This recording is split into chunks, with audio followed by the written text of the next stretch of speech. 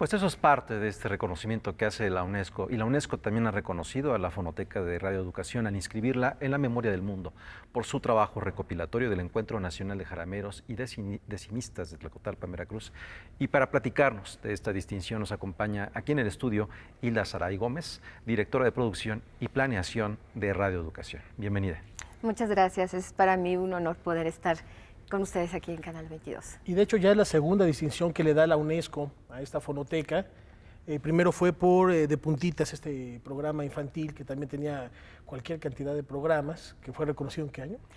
Hace 2 años, en 2011. En 2011. 3 años ya. Y ahora de nueva cuenta por este acervo. Y ahora por este acervo que recopila más de 30 años de grabaciones originales del Encuentro Nacional de Jaraneros y Decimistas de Tlacotalpan, Veracruz. Qué emocionante. Cuando estamos hablando de radioeducación, bueno, ha sido uno de los referentes dentro de la actividad cultural sonora en nuestro país. ¿Cuánto posee radioeducación en términos de estas grabaciones? Quiero decir, en horas, si son 30 años de trabajo, durante estos 30 años, muchos jaraneros, ha cambiado el son, ha cambiado los jaraneros, ha habido altas y bajas en la historia del son veracruzano. ¿Cuántas horas tienen y qué personajes memorables podemos escuchar a través de estos acervos? Bueno, Tlacotalpan es un sitio peculiar dentro de la geografía y de la cultura de nuestro país. Es un espacio cultural muy fuerte y es un espacio donde convergen una gran cantidad de tradiciones de todo tipo, plásticas, musicales, arquitectónicas. Incluso Tlacotalpan es parte de la memoria del patrimonio de la humanidad declarado por la UNESCO.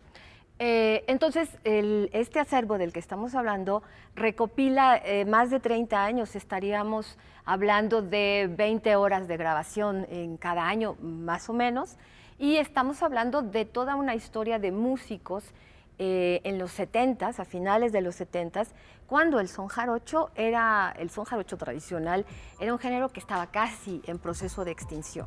Entonces, al mismo tiempo que Radioeducación fue grabando y transmitiendo, este esfuerzo cultural sirvió para dar un impulso al género como música.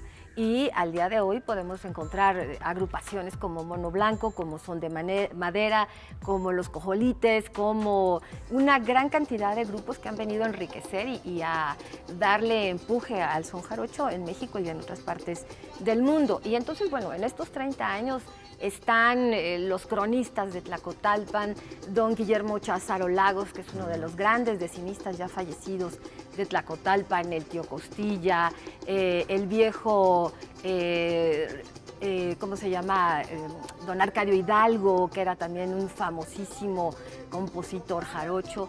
Entonces, bueno, efectivamente, como tú señalas, Wilmancín, en el archivo están concentrados tanto la historia del género como las variaciones en las interpretaciones, como las fusiones contemporáneas que han hecho grupos de hoy en día, así como los cambios que la misma ciudad de Tlacotalpan ha tenido a lo largo de estas 3 últimas décadas. Y todo eso está grabado, lo podemos escuchar, lo podemos disfrutar, puede ser un material para investigación y como de referencia, incluso para la producción de nuevos programas radiofónicos, televisivos, multimedia, transmedia, etcétera.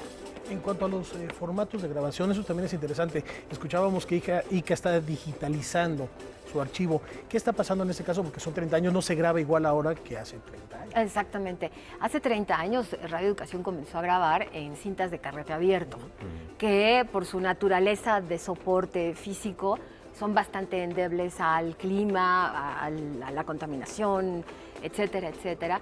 Y entonces estos archivos originales están digitalizados todos.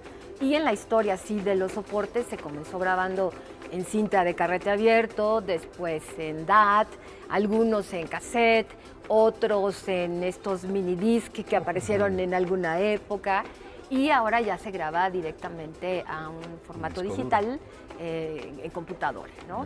Pero buena parte del reconocimiento tiene que ver con la capacidad de las instituciones, en este caso la Suprema Corte, ICA, Radioeducación, para preservar para documentar, para identificar y para conservar en un formato que permita la consulta, la democratización de los acervos en la medida que están disponibles para su escucha y para todas estas actividades que señalé hace un momento.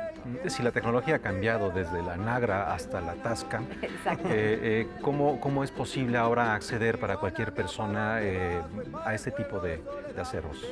En Radio Educación hemos seguido una política en donde las nuevas tecnologías son las que nos permiten este acceso rápido y fácil.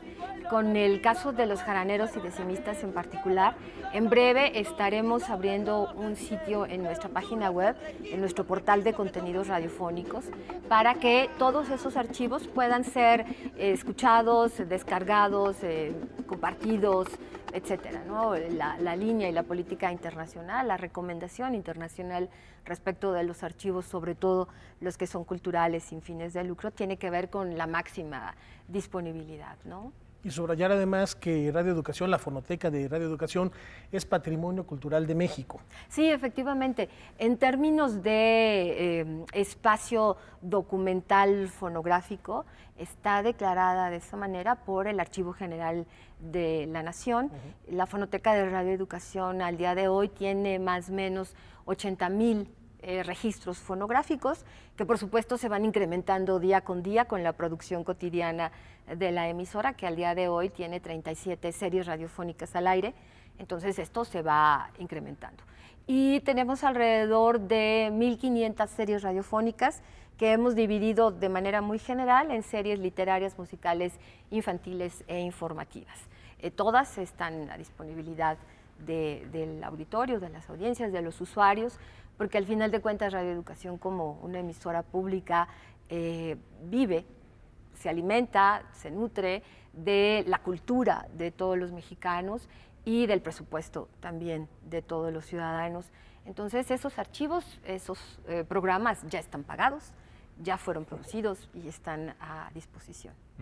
Si Radio Educación posee estos programas que son reconocidos por la UNESCO, como el caso de Puntitas, conocido por nuestro querido y ya desaparecido amigo Emilio Bergenji, así como estos 30 años de grabación de Tlacotalpan, de los soneros, pero no se queda allí Radio Educación. Radio Educación posee literalmente los sonidos, las músicas de México.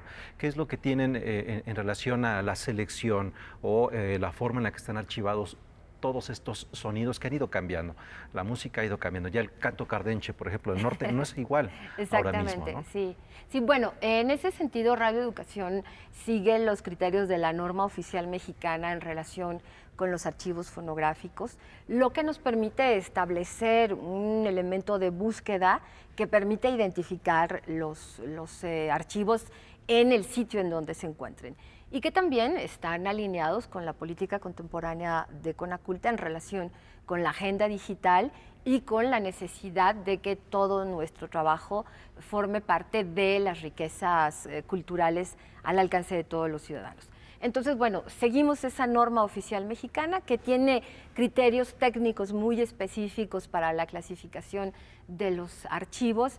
Y bueno, puedes encontrar todas las radionovelas que Radio Educación ha producido, tesoros de la literatura nacional latinoamericana y algunos del mundo están producidos por Radio Educación: El Quijote, La Celestina, la historia verdadera de la conquista de la Nueva España, etcétera, etcétera, ¿no? Hay una buena cantidad de radionovelas, de programas musicales, etcétera, que están ahí. Y esos son los criterios fundamentales que se han seguido para su clasificación y resguardo. Pues muchas felicidades a todo Radio Educación por este trabajo y por este reconocimiento al segundo, y que seguramente es uno de muchos que estarán recibiendo por este importante trabajo de preservación, de difusión. Y ya lo decían, que es el tema precisamente del seminario que organiza la Fonoteca Nacional, la democratización del acervo, no solo sonoro, también audiovisual de México. Enhorabuena y gracias por acompañarnos esta noche. Muchísimas gracias a ustedes, ha sido un enorme placer. Enhorabuena por Radio Educación y por todos estos años de trabajo, por sus escuchas y por todos los que han pasado por allí. Muchas gracias, nos encanta además hacer equipo con Canal 22. Bien, Muchas gracias. Momento de una pausa, quédese con nosotros, volvemos rápidamente a Noticias 22.